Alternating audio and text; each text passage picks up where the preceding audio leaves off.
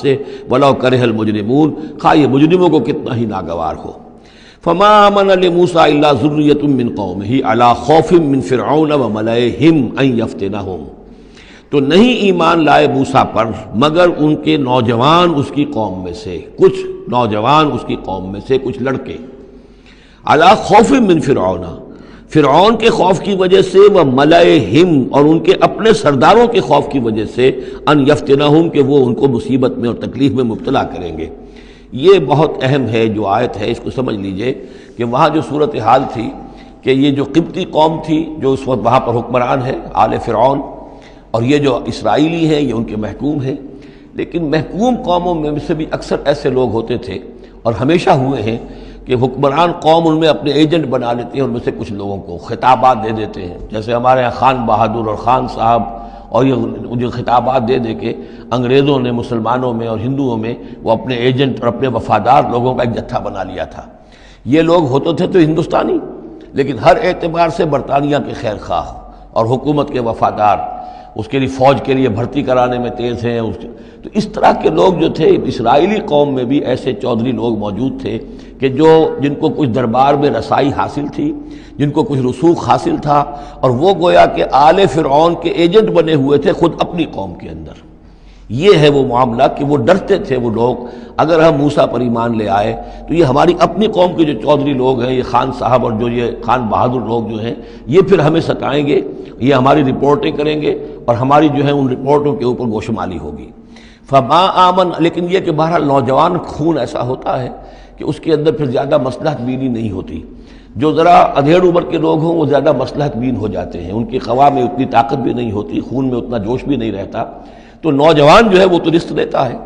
تو یہ سارا پورا فلسفہ جو اس ایک آیت میں موجود ہے۔ فما آمن لموسیٰ الا ذریۃ من قومہ، خود اس کی قوم میں سے بھی، سب کے سب حضرت موسیٰ کو نبی ماننے والے نہیں تھے،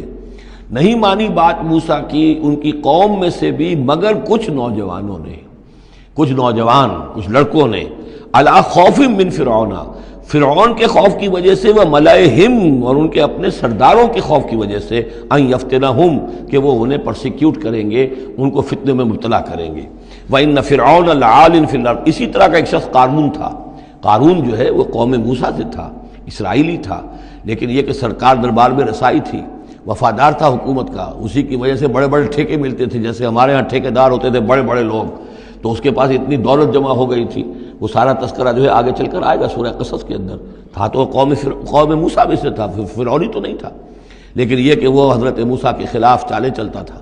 اور وہ ساری جو ہے وہ سرکار دربار کی جو خوشامد ہے وہ کام کرتا تھا، اسی سے پھر اس کو دولت ملتی تھی۔ وَإِنَّ فِرْعَوْنَ لَعَالٍ فِي الْأَرْضِ، اور یقیناً فرعون جو ہے وہ بہت سرکشی کر رہا تھا زمین میں، وَإِنَّهُ لَمِنَ الْمُسْرِفِينَ، اور یقیناً وہ بہت حد سے بڑھنے والا تھا۔ وَقَالَ مُوسَىٰ يَا قَوْمِ، اب انہوں نے ان سے جو بھی ایمان لے آئے تھے ان سے کہا قَالَ يَا مُوسَىٰ قَوْمِ إِن كُنتُمْ آمَنتُم بِاللَّهِ، اب اگر تم اللہ پر ایمان لے آئے ہو، فَعَلَيْهِ تَوَكَّلُوا، تو اب اللہ پر توکل بھی کرو، إِن كُنتُم مُسْلِمِينَ، اگر تم واقعتاً فرما بردار ہو گئے ہو۔ فَقَالُوا عَلَى اللَّهِ تَوَكَّلْنَا، تو انہوں نے کہا ہاں آپ اللہ پر توکل کرتے ہیں، اپنا معاملہ اللہ کے حوالے کرتے ہیں۔ رَبَّنَا لَا تَجْعَلْنَا فِتْنَةً لِّلْقَوْمِ الظَّالِمِينَ، اے اللہ تو ہمیں ان ظالموں کے لیے تختہ مشق نہ بنا دے، اے اللہ ایسا نہ ہو کہ تو ہمارے ذریعے سے ان کو آزمائے، یعنی یہ کہ جیسے کہ ابو جہل ستا رہا تھا، ابو جہل کی آزمائش ہو رہی تھی، لیکن تختہ مشق حضرت یاسر، حضرت سمیہ بن رہی تھی رضی اللہ تعالی عنہما، تو اے اللہ ہمیں نہ آزما، ہم پر ان کا زور نہ آزما، یعنی ہمیں تختہ مشق نہ بنا دے۔ وَنَجِّنَا بِرَحْمَتِكَ مِنَ الْقَوْمِ الْكَافِرِينَ، اور ہمیں اپنی خاص رحمت سے ان کافروں کی قوم سے نجات عطا فرما۔ وَأَوْحَيْنَا إِلَىٰ مُوسَىٰ وَأَخِيهِ، اور ہم نے وحی کر دی موسیٰ کو اور ان کے بھائی کو ہارون کو، أَن تَبَوَّآ لِقَوْمِكُمَا بِمِصْرَ بُيُوتًا، کہ تم اپنی قوم کے لیے مصر میں کچھ گھر معین کر لو، ان گھروں کے اندر جمع ہو کر اللہ کی یاد کیا کرو، جیسے کہ دار ارقم جو ہے مکہ مکرمہ میں محمد رسول اللہ صلی اللہ علیہ وسلم نے وہ ایک مقرر کر لیا تھا، وہیں پر آپ ٹھہرتے تھے، کوئی آتا تھا تو وہیں پر ملاقات ہوتی تھی۔ ان تبوّآ لقومکما بمصر بیوتا، کہ تم کوئی معین کر لو مصر میں کچھ گھر، وجعلوا بیوتکم قبلۃ، اور اس کے علاوہ یہ کہ اپنے گھر بناؤ ہی قبلہ رخ، اس لیے کہ مسجدیں تو بنا نہیں سکتے، اور وہ معاملہ جو ہے فرعون کے خوف سے، تو یہ کہ گھر اپنے قبلہ رخ بناؤ، تاکہ وہاں تم نمازیں پڑھا کرو۔ اب اس سے معلوم ہوتا ہے کہ قبلہ ان کا بھی تھا کوئی، جبکہ ابھی بیت المقدس تو بنا ہی نہیں ہے، وہ تو حضرت سلیمان علیہ السلام حضرت موسیٰ سے کم 1000 سال بعد آئیں گے، اور پھر وہ جو ہے بیت المقدس ہوگا اور یروشلم بنے گا اور ہیکل سلیمانی بنے گی۔ لہذا قبلہ تب اس وقت کا قبلہ کس کا تھا، کون سا تھا؟ یہی بیت اللہ قبلہ تھا۔ ان کے جو وہ خیمے ہوتے تھے قربان گاہ کے خیمے، ان کے بارے میں تفاصیل آتی ہے تورات کے اندر کہ وہ ایسے نصب کیے جاتے تھے کہ جب کوئی شخص جو ہے وہ قربانی پیش کرتا تھا تو اس کا رخ جو ہے سیدھا کعبے کی طرف ہوتا تھا۔ تو وَجْعَلُوا بُيُوتَكُمْ قِبْلَةً، اپنے گھر جو ہے قبلہ رو بناؤ، وَأَقِيمُوا الصَّلَاةَ وَبَشِّرِ الْمُؤْمِنِينَ، نماز قائم رکھو اور اہل ایمان کو بشارت دو۔ وقال موسیٰ ربنا انک آتیت فرعون وملأہ زینۃ واموالا فی الحیاۃ الدنیا، اور موسیٰ نے عرض کیا پروردگار تو نے فرعون اور اس کے سرداروں کو زینت چمک دمک عطا کر دی ہے اور اموال عطا کر دی ہے دنیا کی زندگی میں، ربنا لیضلوا عن سبیلک، پروردگار اس لیے کہ وہ لوگوں کو گمراہ کرے تیرے راستے سے۔ ان کے پاس زور ہے، اقتدار ہے، اختیار ہے، دولت ہے، چمک دمک ہے۔ اب ظاہر بات ہے کہ عام لوگ ادھر ہی متوجہ ہوتے ہیں، انہی چیزوں سے اثر قبول کرتے ہیں۔ تو نے دے رکھا ہے، تیرا ہی اختیار ہے، دینے والا تو ہی ہے، تو کیا تو نے یہ سب کچھ نے اس لیے دیا ہے کہ یہ تیرے بندوں کو گمراہ کرے؟ ربنا لیضلوا عن سبیلک ربنا اطمس علی اموالہم، اے اللہ اب ان کے اموال مٹا دے، واشدد علی قلوبہم، ان کے دلوں کے اوپر گرہ لگا دے، سختی پیدا کر دے، فلا یؤمنوا حتی یروا العذاب العلیم، کہ یہ ایمان نہ لائیں جب تک کہ کھلم کھلا دیکھ نہ لیں عذاب علیم کو۔ اس کا مطلب کیا ہے؟ ہونا تو یہ چاہیے کہ نبی کہے کہ یہ ایمان لے آئیں۔ یہ ایک آخری وقت ہوتا ہے جبکہ اتنا بیزار ہو چکا ہو نبی، اور جبکہ اس قدر شدید جو ہے دشمنی کی ہو کفار نے اہل ایمان کے ساتھ، ستایا ہو بری طریقے سے، کہ پھر ایک وقت آ کر وہ کہتے ہیں کہ پروردگار اب اگر یہ ایمان لے آتے ہیں تو ان کے سارے گناہ معاف ہو گئے۔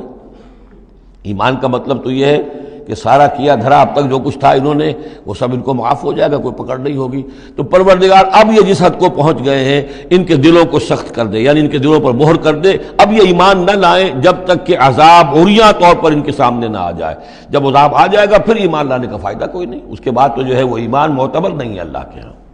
واشدد علی قلوبہم فلا یؤمنوا حتی یروا العذاب العلیم، قال قد اجیبت دعوتکما فاستقیما ولا تتبعان سبیل الذین لا یعلمون، اللہ تعالیٰ نے فرمایا ٹھیک ہے تم دونوں کی دعا ہم نے قبول کر لی، قد اجیبت قبول کر لی گئی، منظور کر لی گئی دعا، دعوتکما تم دونوں کی دعا، فاستقیما اب تم بھی قائم رہنا، ایسا نہ ہو کہ وقت آنے پر تمہارا دل پسیج جائے کہ اللہ اب ان کو معاف فرما دے، تم بھی قائم رہنا۔ ولا تتبعان سبیل الذین لا یعلمون، اور ان لوگوں کے راستے کی پیروی ہرگز نہ کرنا جو علم نہیں رکھتے۔ وجاوزنا ببنی اسرائیل البحر، اور پھر ہم نے بنی اسرائیل کو پار اتار دیا سمندر کے یا دریا کے، فاتبعہم فرعون وجنودہ، تو پھر اس کے پیچھے آئے فرعون، ان کے پیچھے آئے فرعون اور اس کے لشکر بھی، بغیا وعدوا، شرارت کے ساتھ اور زیادتی کے ساتھ، حتی اذا ادرکہ الغرق، یہاں تک کہ جب وہ غرق ہونے لگا، پا لیا اسے غرق نے، یعنی فرعون جو ہے غرق ہونے لگا،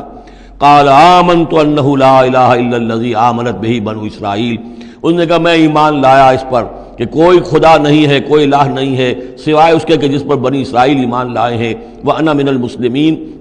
اور میں اس کے فرما برداروں میں سے ہوں۔ الآن، کیا اب ایمان لا رہے ہو؟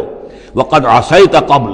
حالانکہ اس سے پہلے تم نافرمانی کرتا رہا، وکنت من المفسدین، اور تو نہایت فساد کرنے والوں میں سے تھا، فالیوم ننجیک ببدنک، تو اب آج ہم تمہارے بدن کو نجات دے دیں گے، یہ گلے سڑے گا نہیں، محفوظ رہے گا، لتکون لمن خلفک آیا، تاکہ تو اپنے بعد والوں کے لیے ایک نشانی بنا رہے۔ اس کی فرعون کی لاش جو ہے مل گئی تھی، صرف یہ کہ ناک پر سے کہیں سے کسی مچھلی نے کچھ کاٹا تھا، وہ صرف باقی ہے کہ پوری فرعون کی وہ لاش جو ہے محفوظ ہے۔ لتکون لمن خلفک آیہ وان کثیرا من الناس عن آیاتنا لغافلون، اور یقیناً بہت سے لوگ ہماری آیات سے غفلت ہی برتتے رہتے ہیں۔